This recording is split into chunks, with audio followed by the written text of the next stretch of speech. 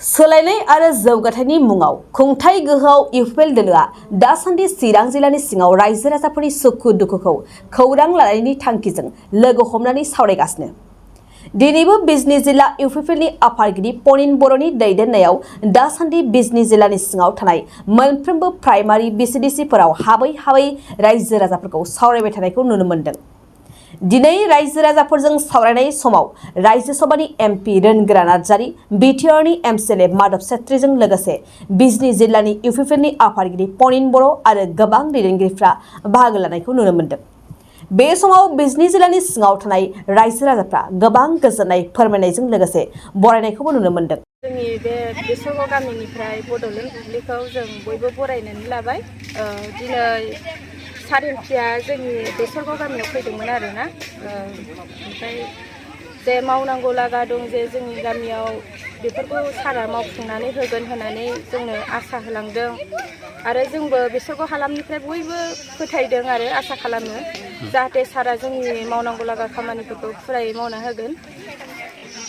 रायजो सभा रोनगोरा सारनिसिम जों बेनो बुंथिहरनाय जायो जे सारा जोंनि बे बेसरगाव हालामनि मावनो लागा खामानिखौ जोंनो मावफुंगोन होननानै आसा होलांदों। बेखौ सारा मावफुंना होयो, बेनि थाखाय जोङो फोथायनाय थाबाय आरो सारा जोंनि बे मावनांगौ लागा खामानिखौ मावफुंना होयोब्ला जों रोजा रोजा साबायखर बावगोन सारनिसिम आरो जोंबो फोथायनाय दङ जे इउपिएल सरकारा जोंनि मावनांगौ लागा खामानिखौ जोंनो मोजाङै मोजां मावफुंना होगोन। बेनि थाखायनो दिनै बे ज' जानानै जोङो बयबो खौसे जानानै आरो सारखौ जों वेलकाम खालामदों। गोलोनि बिसय रायलायदों आरो मा मोन्दों मा मोनाखै जों भिसिडिसिनिफ्राय बेखौ रायलायदों। बेफोर आरो न'आव सोर मोन्दों सोर मोनाखै आरो बबे माबायाव उसुबिदा जादों ना मा। সাংসদ ৰণগুৰা নাৰ্জাৰী দেৱ আহিছিল।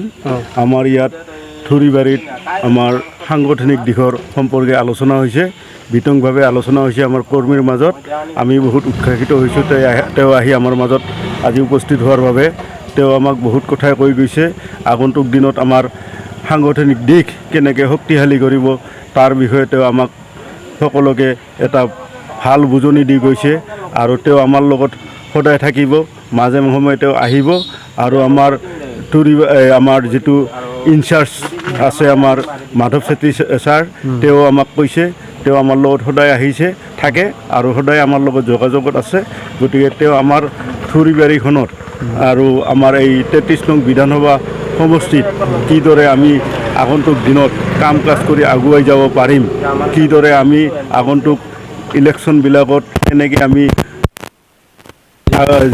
জিকিব পাৰোঁ তাৰ বাবে আমাক মানে বুজনি দিছে আৰু আমি কৰ্মীৰ মাজত এটা উৎসাহ আহিছে। তেওঁলোকে অহাৰ ফলত আমি আজি সকলোৱে ইউপিএলৰ হৈ কাম কৰি আছোঁ আৰু তেওঁলোকে আমাক সেইকাৰণে ধন্যবাদ দিছে। আজি দুখ কষ্টৰ মাজতো আমি ইউপিএল দলৰ হৈ কাম কৰি আছোঁ। मोनसे गोजोनथाव खौरां क'क्राझार सहरनि जेडि रडजों नांजाबनाय गोजोनपुरी रयेल एनफिल्ड श'रुमनि गोजौआव दंसै आइ आफा बिएम इन्स्टिट्युट अफ पेरामेडिक्स। बे आइ आफा बिएम इन्स्टिट्युट अफ पेरामेडिक्सआ नोंथांमोननो लानानै फैदों देहा जोथोन लाखिनायनि माखासे आयदाफोरनि गोदान सोलोंसालि। 10+2नि उथ्रिसारनाय बिजाथि एबा फरायसाफोरा बे पेरामेडिक्सआव गावारि सोलोंथाइखौ लानो हागोन।